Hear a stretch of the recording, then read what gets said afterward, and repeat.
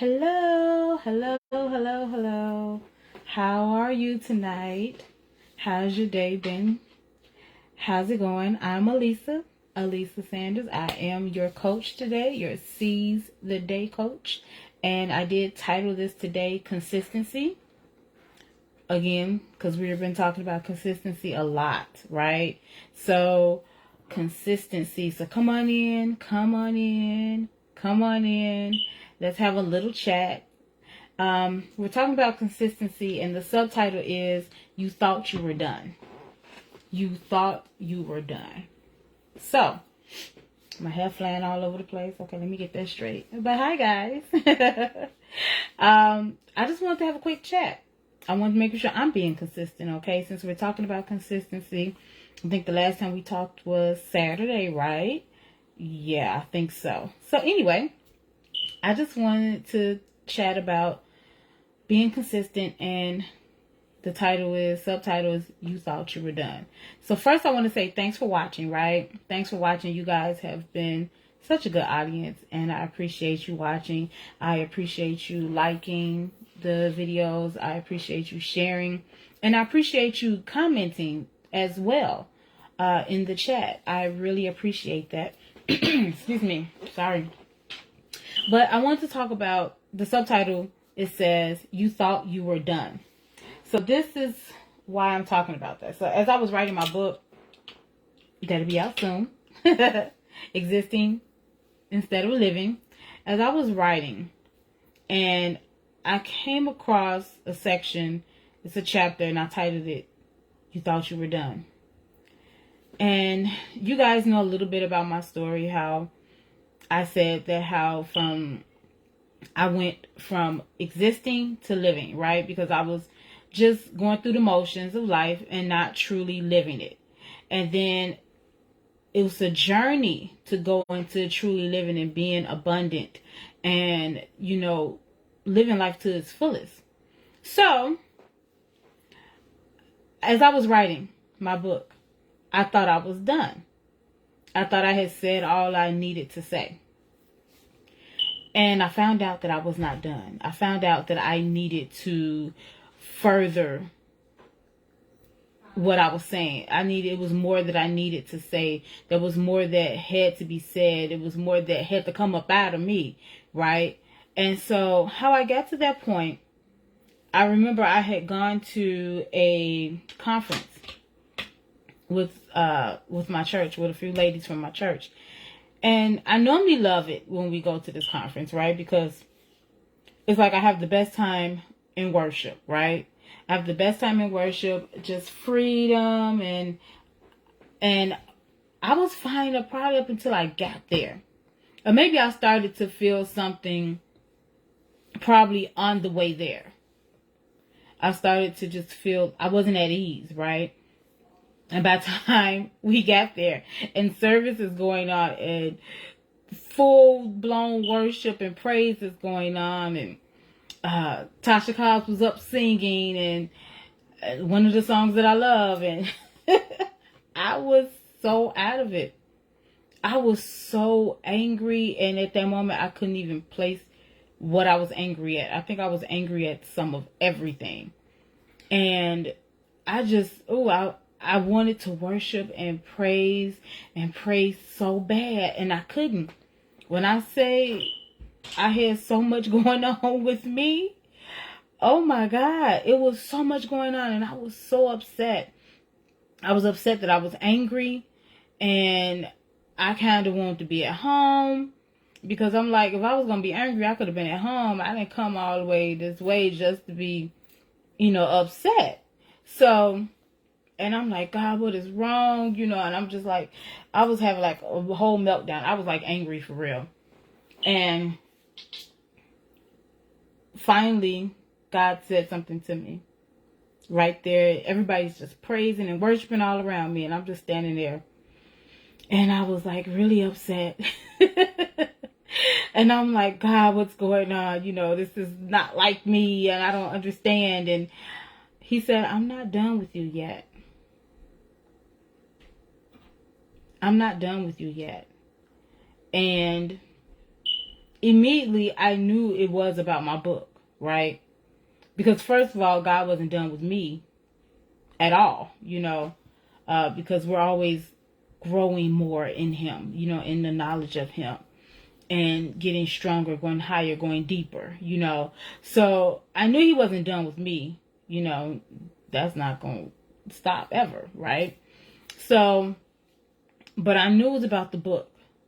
And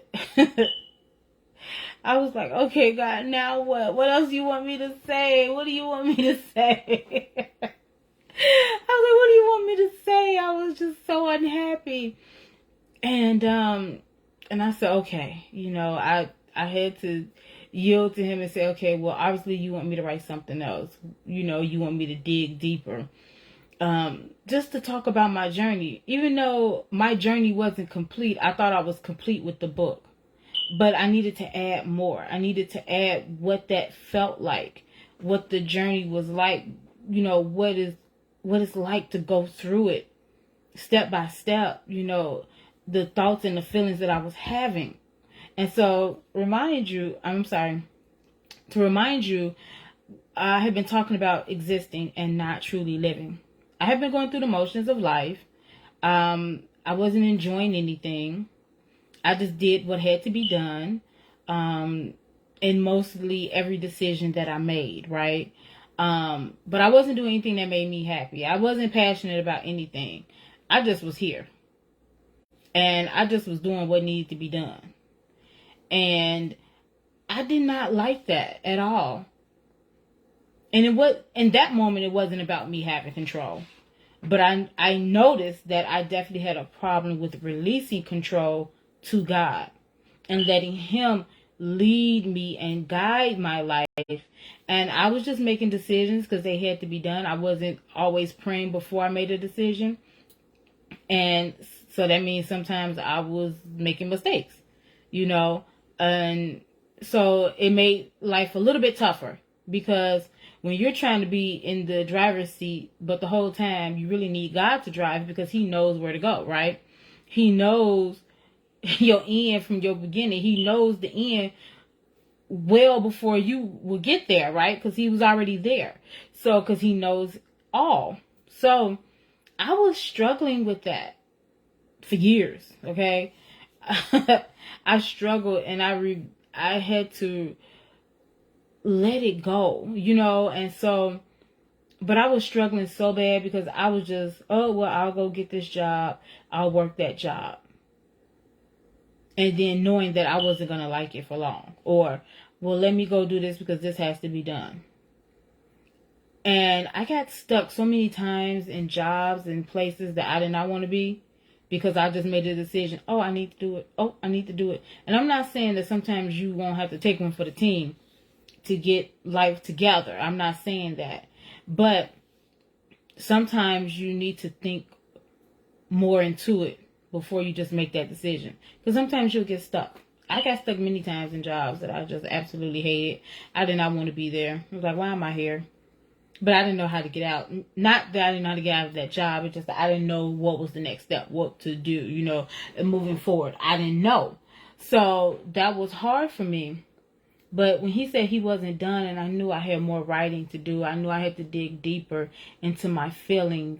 And so I can really get to that place where I was whole and healthy and well, and where I was living, truly living life to its fullest, living the abundant life that Jesus came to give us, right? So it was a lot. It was a struggle, because I was so used to doing things my way, and I was so used to just whining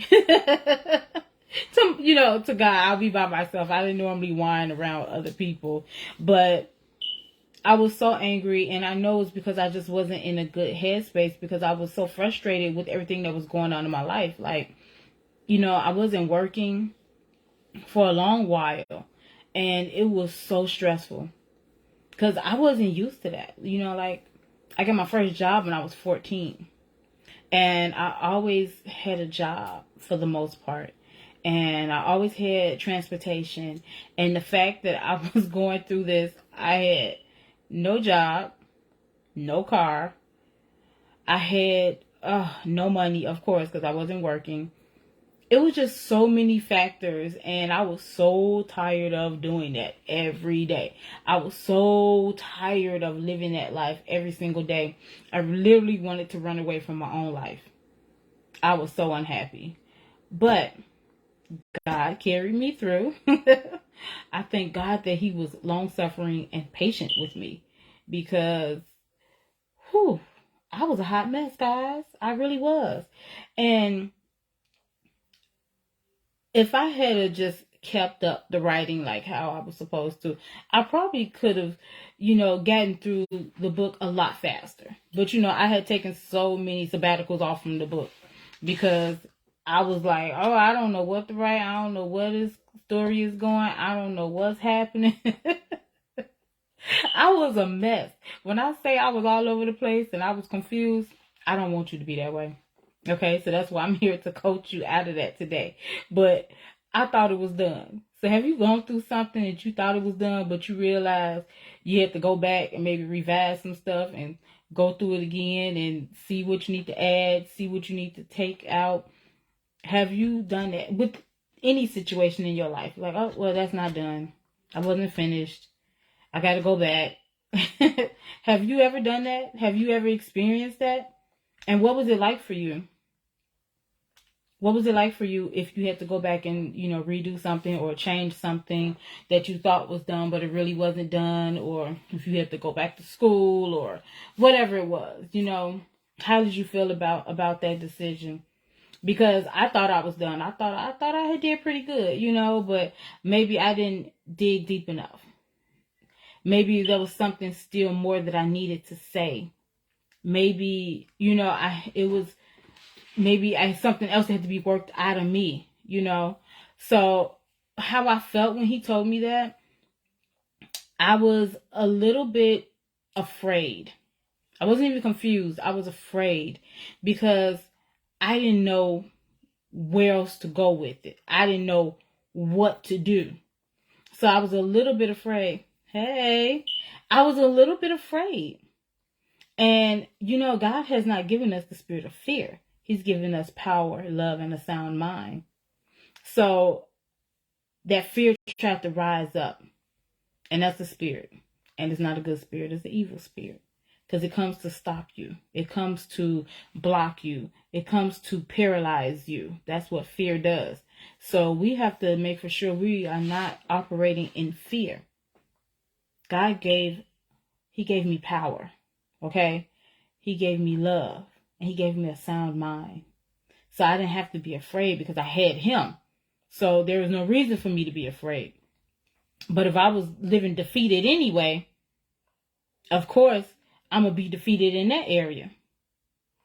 Because I had gone through life in a certain type of way where I was letting fear beat me up. I was letting situations beat me up. And I didn't know my way out because I wasn't always doing what I should have been doing. Right? I didn't position myself to hear from God clearly. I wasn't in the right position because I was crying. I was complaining. I was confused and so many other things, right? Or I was trying to make something work and I shouldn't have been trying to make that work. I should have been doing something else. So I wasn't in a position to really hear so I can do what needed to be done. So I just want to know, have you ever felt that way? Like, you ain't done with that. This is not finished. You got to go back, try it again, fix it. And so I was more afraid than I was confused in that situation. But I thank God because it made me come to that realization. It was like, okay, no, Lisa, you got more to say. There's more to come out of that. You have to reach more people with your words. And so I'm glad that he said, go back. And then probably a little while after that, I remember my pastor said, she started talking about my book and she said, I just hear the word revise. And I said, you're right. I do. I need to go back and revise. I got stuff. I got to add something. I got to take something out. I got to rearrange it. And so I'm glad that God did that. It took me getting angry and upset and just pouting. And I was going through all the emotions, okay? Put it like that. I had them all going on. And I was in the middle of service. And everybody was praising all around me and worshiping. And I was like so upset that I couldn't do it. But it's like I had to get to that point. And God broke through my mess and spoke to me and just said a few words. I'm not done with you yet. So I thank God because he was not done with me. I don't ever want him to be done with me. I know I am a work in progress, okay? I am a work in progress. And so are you. So we have to allow God to work on us.